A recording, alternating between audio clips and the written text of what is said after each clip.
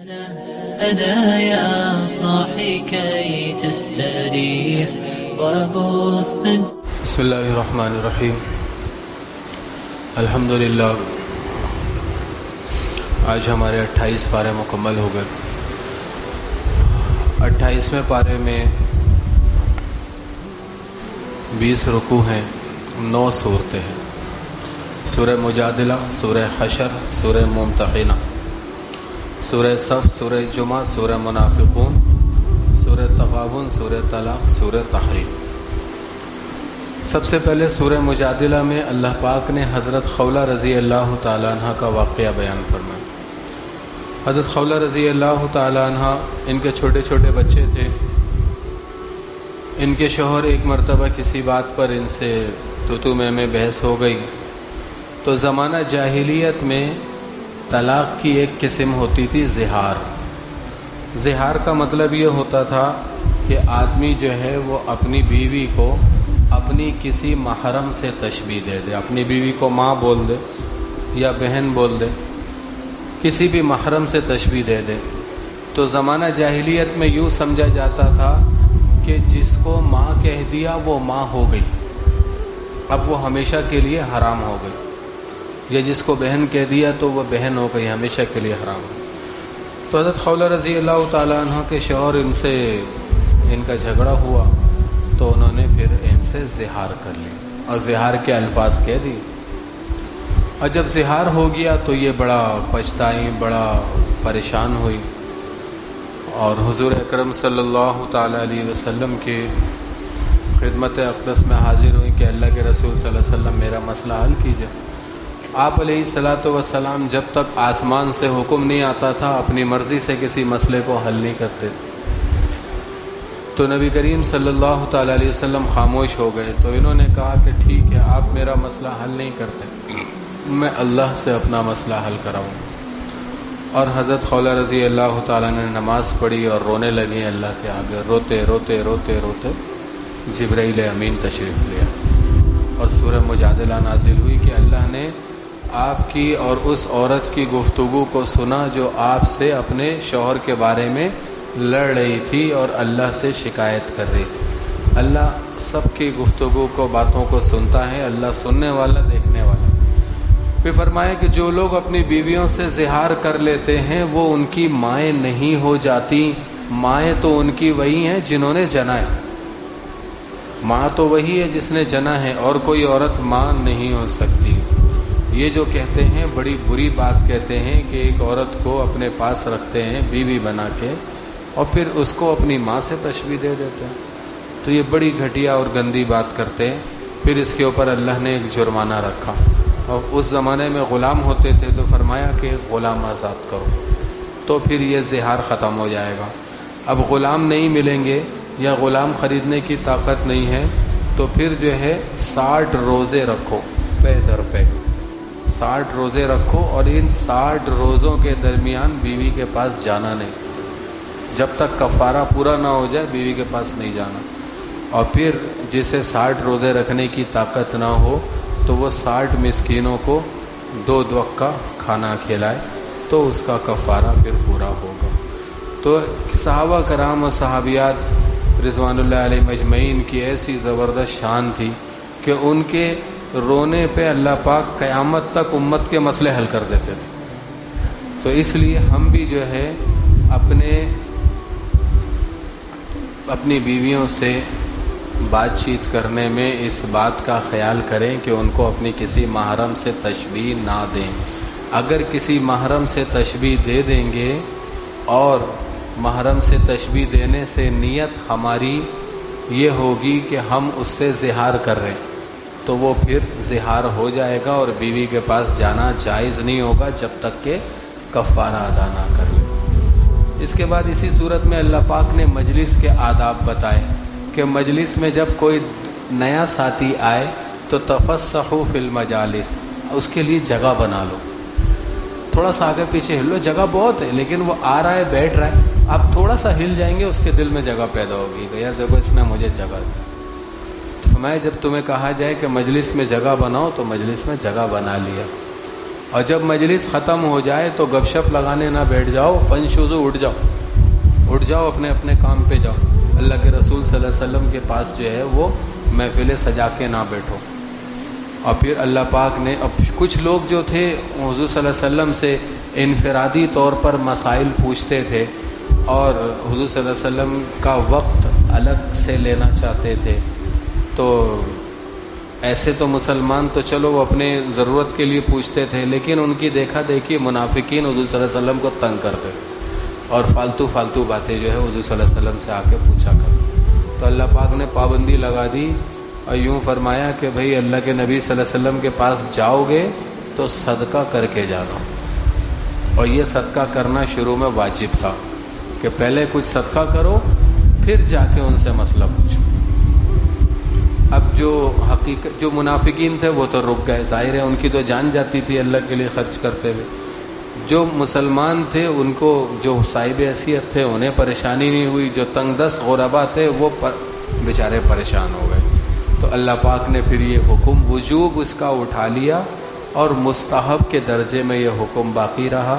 اور جو مالدار صحابہ تھے ہر بار حضور صلی اللہ علیہ وسلم کا چہرہ دیکھنے کے بعد صدقہ کیا کرتے، ہر بار آپ علیہ السلام سے ملاقات کرنے کے بعد صدقہ کیا کرتے تھے. اور یہ حضرت عثمان غنی رضی اللہ تعالیٰ عنہ کے بارے میں آتا ہے کہ اس آیت کے نازل ہونے کے بعد عثمان غنی رضی اللہ تعالیٰ عنہ نے 1 مہینے میں 70 غلام آزاد کیے. 1 غلام آزاد کیا، پھر حضور صلی اللہ علیہ وسلم سے جا کے ملے. تو اب یہ حکم، اب چونکہ آپ علیہ الصلاۃ والسلام تشریف لے گئے، روضہ اقدس میں محو استراحت ہے، تو اب امت میں انبیاء کے وارثین علماء کرام ہیں.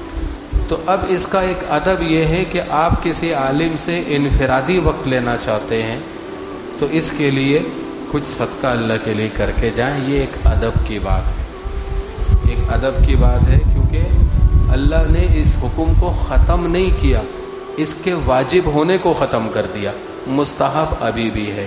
تو اس لیے کسی دارالفتہ میں جائیں، کسی سے مسئلہ معلوم کرنے کے لیے انفرادی طور پر کوئی وقت لیں کہ میں کس وقت آپ کے پاس آ جاؤں. بولے بھائی آپ 10 بجے آ جائیں میرے پاس، تو وہ 10 بجے آئیں تو بہتر یہ ہے کہ کچھ صدقہ کر کے آئیں، کچھ ہدیہ لے کے جائیں. اگر اس کی گنجائش نہیں ہے تو اللہ پاک معاف کرنے والا ہے، کیونکہ واجب تو نہیں ہے یہ، لیکن عمومی طور پر اللہ پاک نے یہ حکم دیا اس لیے کہ تاکہ لوگ جو ہے وہ اللہ کے رسول صلی اللہ علیہ وسلم کو تنگ نہ کرے. پھر اس کے بعد جو ہے وہ اللہ رب العزت نے سورہ ممتحنہ میں ایک واقعے کی طرف اشارہ کیا. واقعہ یہ ہوا تھا کہ اللہ کے رسول صلی اللہ علیہ وسلم نے 3 صحابہ کو، حضرت علی، حضرت زبیر اور حضرت مقداد رضی اللہ تعالیٰ عنہ اجمعین، ان 3 کو بھیجا تھا کہ تم تیز رفتاری سے سفر کرتے ہوئے جاؤ، جب تم فلانے باغ میں پہنچو گے تو وہاں تمہیں اونٹ پر ایک سوار عورت ملے گی، اس کے پاس ایک خط ہے وہ لے کے آنا. تو یہ تینوں صحابہ جوان بھی تھے، مضبوط بھی تھے اور جری اور لڑنے والے تھے. یہ پہنچے تو انہیں وہ عورت ملی اس باغ میں. اس کو کہا کہ وہ خط لاؤ جو تم لے کے جا رہی ہو. اس نے کہا میرے پاس تو کوئی خط نہیں. کہا اللہ کے رسول صلی اللہ علیہ وسلم نے فرمایا ہے تیرے پاس تو تیرے ہی پاس ہے، تو خط نکال، نہیں تو تجھے ہم یہاں سے لے جائیں گے اٹھا کے اور پھر عورتوں سے تیری تلاشی لیں گے، پھر تیرے کپڑے اتار کے بھی تلاشی لینا پڑی تو تلاشی لیں گے، نہیں تو خط نکال دے. تو پھر اس نے اپنی چوٹی کے اندر وہ خط لپیٹ کر باندھا ہوا تھا، اس نے اپنی چوٹی کو کھولا، اس میں سے خط نکالا. تو اس میں جو ہے وہ ایک بدری صحابی حاطب ابن ابی بلتع رضی اللہ تعالیٰ عنہ کی طرف سے وہ خط مکے کے بعض مشرکین کو لکھا گیا تھا، جس میں حضور اکرم صلی اللہ علیہ وسلم آئندہ دنوں میں کون سے غزوے کا ارادہ رکھتے ہیں یہ خبر دی گئی تھی. وہ خط ابھی ان حضرات کو تو حکم تھا کہ خط لے کے آ جاؤ، پڑھنے کا تو ان کو عادت نہیں تھی، یہ لے کے آ گئے. اب حضور صلی اللہ علیہ وسلم مجلس میں تھے، یہ خط پہنچ گیا. آپ علیہ السلام تو امی تھے، آپ علیہ السلام دوسروں سے پڑھواتے تھے، تو پڑھنے کا حکم دیا. تو پڑھنے والے نے بلند آواز سے پڑھا سارے صحابہ کے سامنے. تو حضرت حاطب کی یہ غلطی سامنے آ گئی کہ انہوں نے حضور صلی اللہ علیہ وسلم کے بعض احوال کی خبر دی. تو حضرت عمر رضی اللہ تعالیٰ عنہ کہنے لگے، اور ایک روایت میں حضرت علی رضی اللہ تعالیٰ عنہ کہنے لگے، یا رسول اللہ صلی اللہ علیہ وسلم مجھے اجازت دیجیے میں اس منافق کی گردن اڑا دوں۔ تو اللہ کے رسول صلی اللہ علیہ وسلم نے فرمایا نہیں، یہ منافق نہیں ہے، یہ منافق نہیں ہے، یہ بدری ہے۔ منافق تو بدر کے بعد ہوا ہے، بدر کے بعد منافقین سامنے آئے، یہ تو بدری صحابی ہے، اور بدر والوں کی اللہ نے خطائیں غلطیاں معاف کی، تو یہ تو بدری ہے۔ پھر پوچھا حاطب کیا کہتے ہو، کیوں بھیجا یہ خط تم نے؟ کہنے لگے اللہ کے رسول صلی اللہ علیہ وسلم آپ کے ساتھ جتنے مہاجرین ہیں یہ سب قریش والے، یا وہ لوگ ہیں کہ جن کے رشتہ دار وہاں موجود ہیں، تو ان کے بیوی بچے مال دولت آل اولاد سب وہاں پہ رشتہ داری کی وجہ سے محفوظ ہے، اور اگر وہ فردن فردن ہجرت کر کے آ گئے ہیں، ان کی بیوی بچے موجود ہیں، تو ان کے بیوی بچوں کو کوئی اس وجہ سے تنگ نہیں کرتا کہ وہ بھی اسی قبیلے کے ہیں۔ لیکن میں تو فلاں شہر سے آ کر مکے میں بسا تھا، اور میرے بیوی بچے وہاں پہ ہیں، میرا گھر بار ہے، میں نے یہ چاہا کہ مکے والوں پہ کچھ احسان کر دوں تاکہ اس کے بدلے وہ میرے بیوی بچوں کو نقصان نہ پہنچے۔ تو آپ علیہ السلام نے فرمایا کہ اس نے سچ کہا، چھوڑ دو، اس کا فیصلہ اللہ پاک کریں گے۔